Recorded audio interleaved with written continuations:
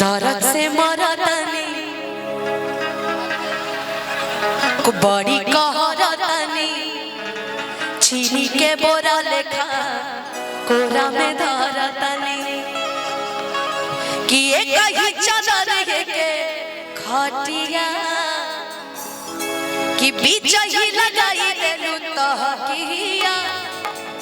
कि काहे फेर के सुतेलू कर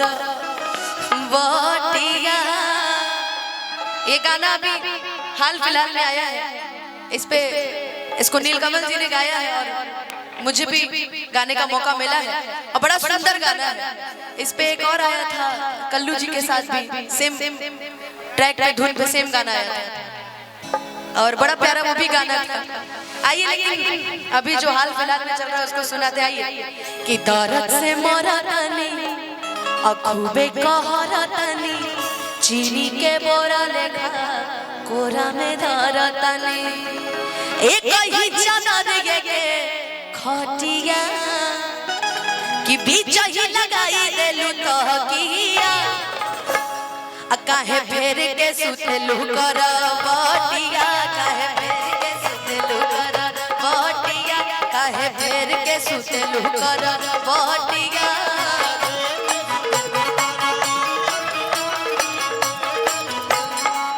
दर्द से मरतनी खूबे कहरतनी चीनी के बोरा लेखा कोरा में धरतनी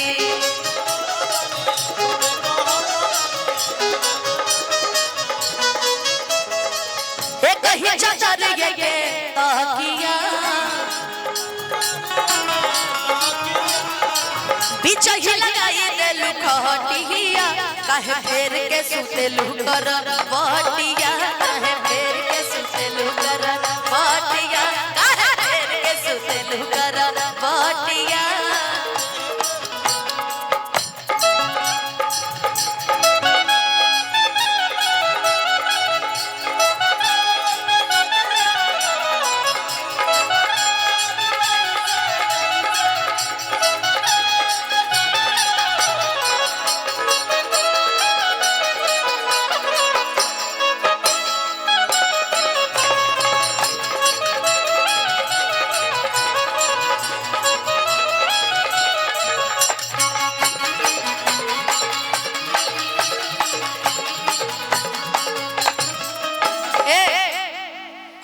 करेलू दिमाग काहे करम धर्म पतनी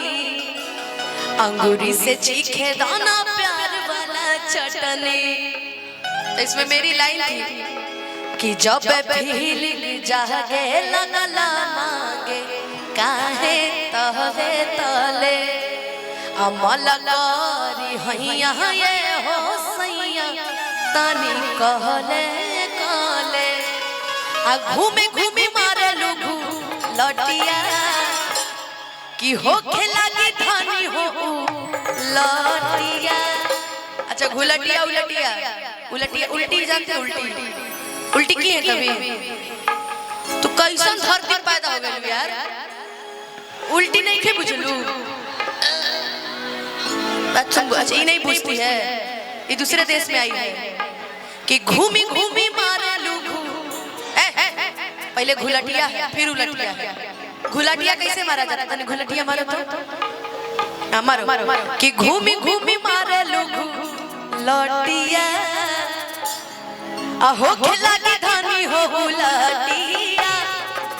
काहे फेर के सुतेलू कर बटिया काहे फेर के सुतेलू कर बटिया काहे फेर के सुतेलू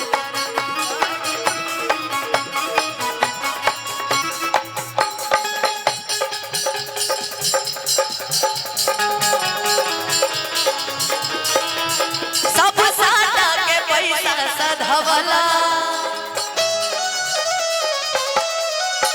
कब बेली कब बाप तू नचवला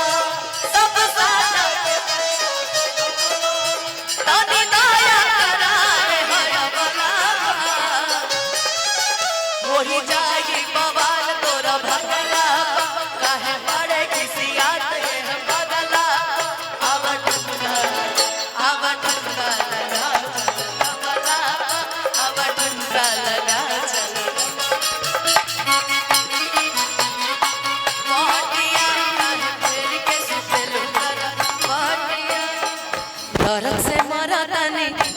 कहरा तनी चीनी के बोरा लेखा कोरा में दारा तनी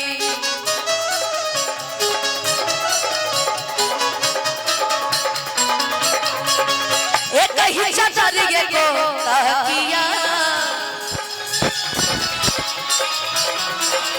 बीचा ही लगाई दे लुखाटिया खराब हो गई वाह कि काहे फेर के सुते लुकर बहटिया काहे फेर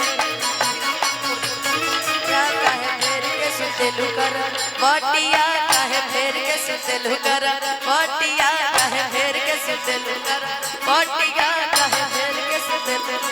बहटिया काहे फेर के सुते लुकर बहटिया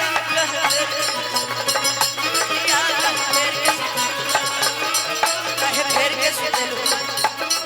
काहे फेर के सुते लुकर वाह की काहे फेर के सुते पंकज के हो हमके पंकज कहाँ गए ने अच्छा वो वीडियो बना रहे वाह बहुत सुंदर कहाँ बता रहे कैमरा देखिए कुछ दिन में हेलीकॉप्टर किन ली है